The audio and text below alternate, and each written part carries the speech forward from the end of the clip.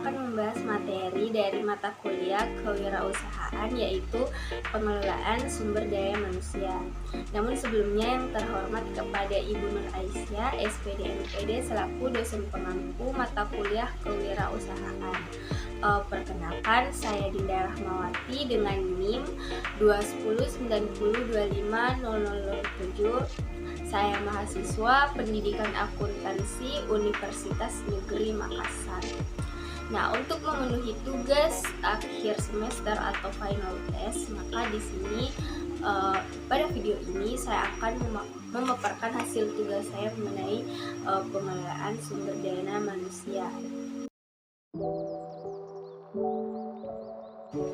Baiklah, pada tugas sebelumnya yaitu bisnis plan atau rencana bisnis, saya bersama teman kelompok saya meneliti penjual seblak yang tidak jauh berada di kampus UNM.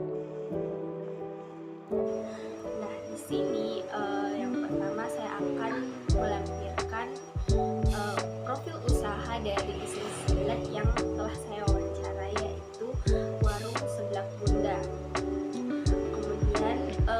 Nama pemilik usahanya yaitu Bapak Ayudya Pratama Putra yang berdiri pada tahun 2021. Nah, untuk jenis usahanya yaitu makanan atau kuliner, dan alamat usahanya berada di Jalan Tidung 6 STP 13 nomor 1 RT 1 dan RW 5 Mapala Kota Makassar. Selanjutnya di sini saya akan memaparkan data karyawan dari Warung Seblak Bunda. Bagian keuangan diambil alih oleh istri Pak Yudi, dan bagian produksi yaitu Pak Yudi sendiri atau Pak Ayudya Pratama Putra. Nah, bagian pemasaran diambil alih atau dilakukan oleh anak Pak Yudi. Jadi Pak Yudi ini selaku pemilik Warung Seblak Bunda mengatakan dia belum merekrut karyawan dikarenakan masih ada anak dan istrinya yang dapat membantunya berjualan, dan juga untuk mengurangi pengeluaran untuk membayar gaji karyawan tersebut.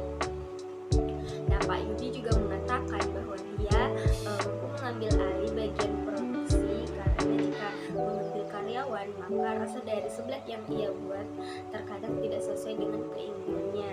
Jadi Pak Yudi ini hanya mempercayakan produksi seblaknya itu kepada istrinya dan dia sendiri. Sedangkan untuk bagian pemasaran, Pak Yudi menyerahkan kepada anaknya untuk dipromosikan kepada teman sekolahannya. Dan kebetulan anak Pak Yudi ini bersekolah tidak jauh dari tempat Pak Yudi berjualan, sehingga sumber utama pembeli dan pendapatan seblak Pak Yudi ada di teman-teman sekolah anaknya itu.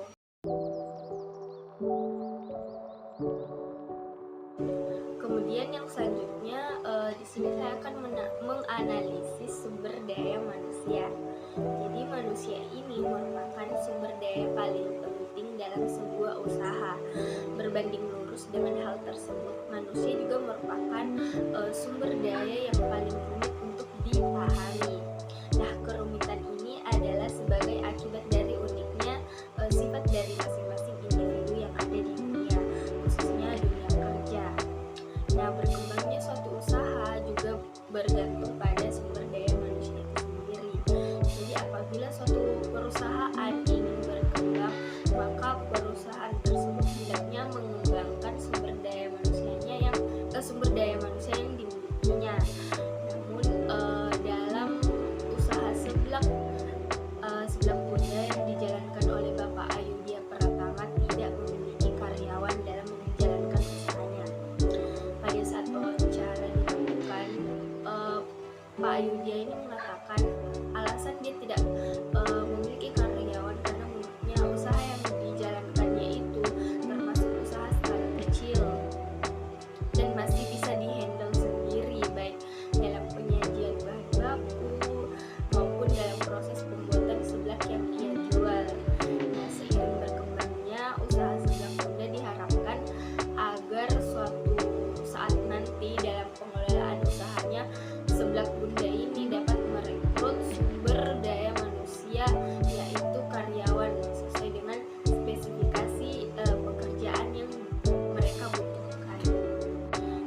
Demikian, selanjutnya yang terakhir di sini, seorang wirausaha perlu melakukan proses perekrutan karyawan. Nah, untuk melakukan proses perekrutan karyawan, saya menyarankan seorang wirausaha perlu menganalisis kembali beberapa hal sebagai berikut.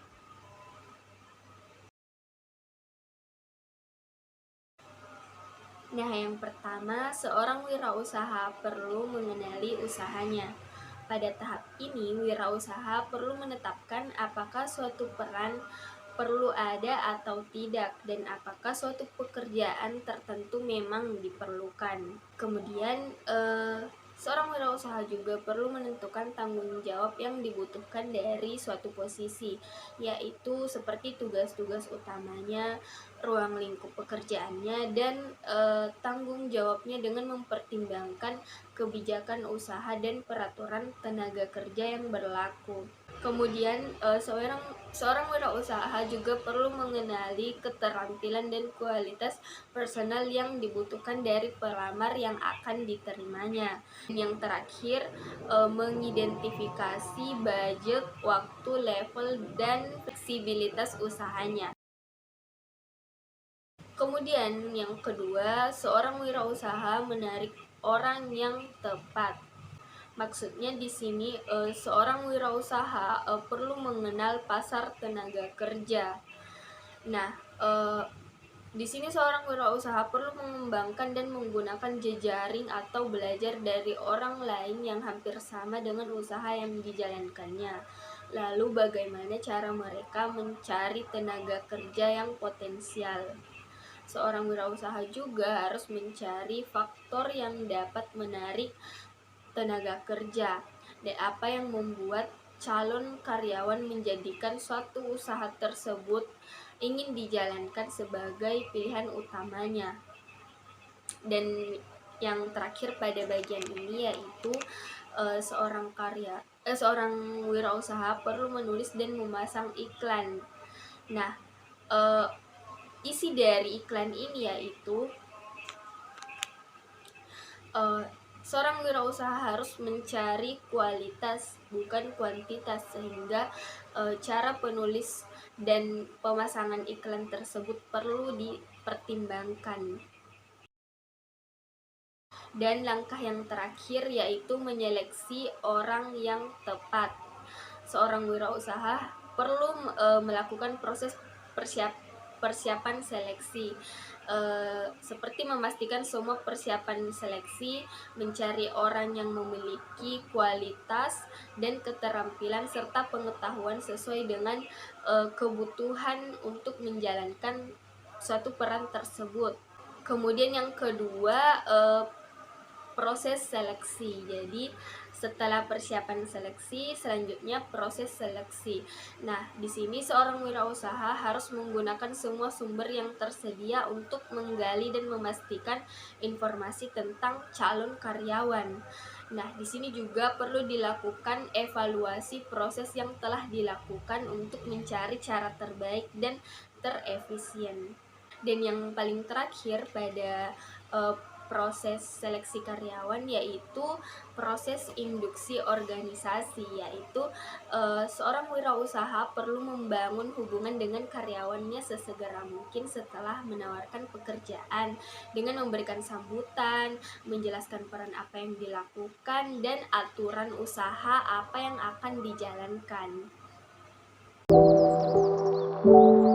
Nah, itulah dia hasil pemaparan saya mengenai pengelolaan sumber daya manusia yang dimulai dari menjelaskan profil usaha warung seblak Bunda, kemudian menganalisis data-data karyawannya, dan bagaimana proses perekrutan karyawan yang sebaiknya dilakukan.